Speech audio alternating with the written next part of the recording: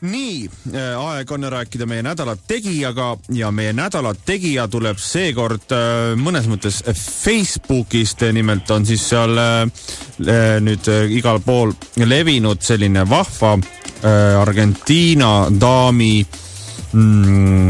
siis Facebooki lehekülg ja levinud tänu sellele, et temal on niisugune vahva nimi ja kõik eestlased on teda kommenteerinud seda nime ja tema on lõpuks vihaseks saanud ja öelnud, et see sõnum on kõikidele eestlastele, ma olen tüdinud teie kommentaaride lugemisest minu nime üle, mind ei huvita, mida minu nimi eesti keeles tähendab. Üks moment. Vabandust. Ja. No vot, talv on küll. Ja meie oleme nüüd püüdnud tema kinni. Mina ei julge seda nime üldsegi hääldama hakata, sellepärast, et tema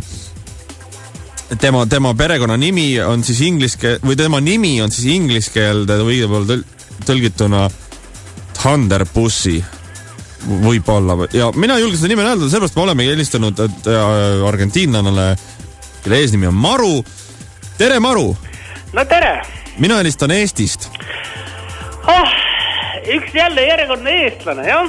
Ja mõnus, tead, ma ütlen sulle ka midagi. Ei, oota. Puta madre! Ja, selles mõttes mina helistan raadiost ja olen viisakas inimene ja meie tahame selle asja nüüd nagu ühele poole viia, et ei jätkuks teie nime kallal ilkumist. Kuidas teie nime täpselt hääldatakse? No nõme on see, et vaata peab siukse mingi asja ikka puust punaseks tegema, eks ju, jah? Seda hääldatakse niimoodi, pole Marvu esiteks. Maru, mu eesnimi on lühend, hellitusnimi, mu päris pikk nimi on Marulis. Marulis. Nii. Ja perekonna nimi mul hääldatakse Weed. Marulis Weed. Ja, Weed. Lõpus on nagu nõrk ja tugev tee, kõrvuti. Weed. Mida see Argentiina keeles tähendab? Noh, Argentiina keeles see tegelikult kuidas öelda, kas te olete kunagi vaadanud aklast välja ja näinud, kui päike hakkab tõusma? Never. Vaat karta on, jah, teie oma Eestis istute arvutis ja kommenteerite ainult teiste nimesid ja ropendate, ma tean, et te ropendate. Minu nimi tähendab päikese tõusu.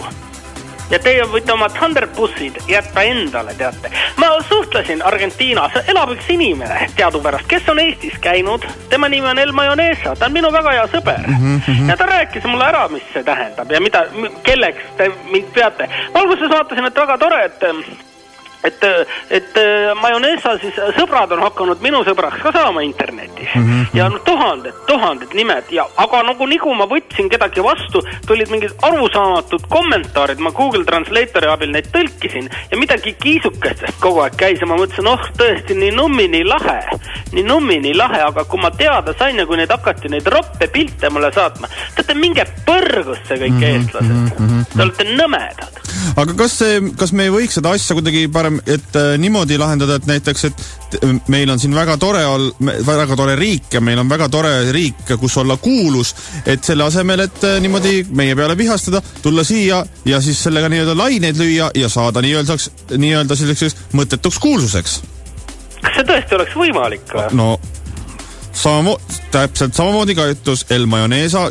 Kas see on nagu tõsi jutt, ma küsin siia vahele, et El Mayonesa tähendab Argentiina keeles tehnoloogiline kobras ja ta tuli siia ja see eesti keeles tähendab majonees ja tema seda ka ei teadnud? Ja nii täpselt ongi, jah, muidugi, jah. Ega ta teate, mis mees ta meil siin on, jah, ta pääses siin ühte kohaliku sellises öötelevisiooni, kus siis 2 tüdrukut võtavad vastu kuulajate kõnesid ja SMS-e ja siis ta lihtsalt alastas ennast seal.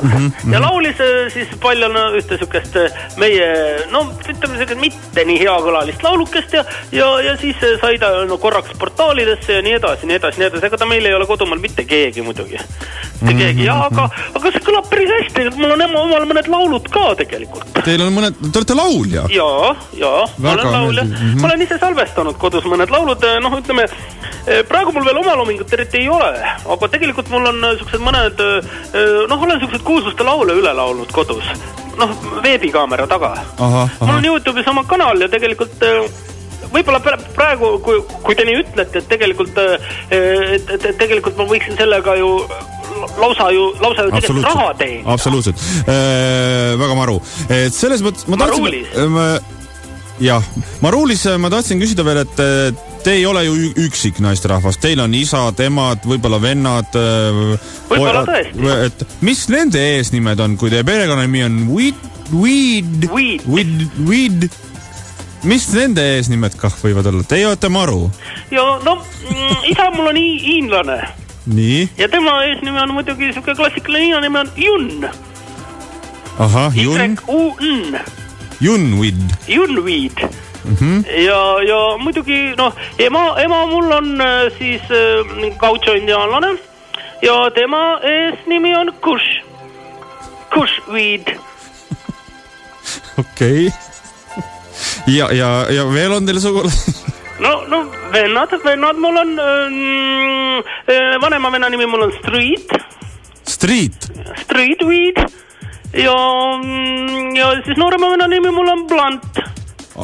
Karu ei ole teil kõik suguosas? Ei ole. Praegu veel ei ole. Aga tuleb? No mul on eks ma pean jõuluajal nüüd Argentiinast teadupärast jõulud on hiljem kui teil seal Euroopas ja jõuluajal mul sünnib väike vennakene. Võib-olla meil praegu temal ei olegi nime veel. Oleme mõelnud, mis me peaksime. Te soovitate karu, jah? Võiks küll olla. Mis see tähendab eesti keeles? Jälle see on mingi ropus. Ei ole. Ma panen toru ära, kui te ei ole. See tähendab eesti keeles Elisabeth. Vot Elisabeth Taylor jauks. Ja. Ma olen vaatanud Facebooki lehekülge, te olete tõesti maru ilus naisterahvas. Ja pean küsima teie käest ka sellise küsimuse, et tunnete te tippmodelli Olivia Munni? Ei, pole kahjuks au. Ei, ma lihtsalt küsisin, mõtlesin, et äkki mingi connection on siin. Ei ole. Kas see on jällegi mingi Eesti nali või? Ei ole mingit nalja siin. Ja äkki te tunnete India näitlejatari, just otsisin välja siin Internet Movie Database'ist, kelle nimi on Sita Pall. Tunnete te teda äkki? Mulle tundub, et te teete minu üle ära ei saa. Äkki see head aega. Teen küll, jah. Tegelikult nimehuumor ei sure, nimehuumor on kõige kõvem asi Eestis, nii et elage oma nimega üles, me narrime teid edasi. Head aega! Thanks!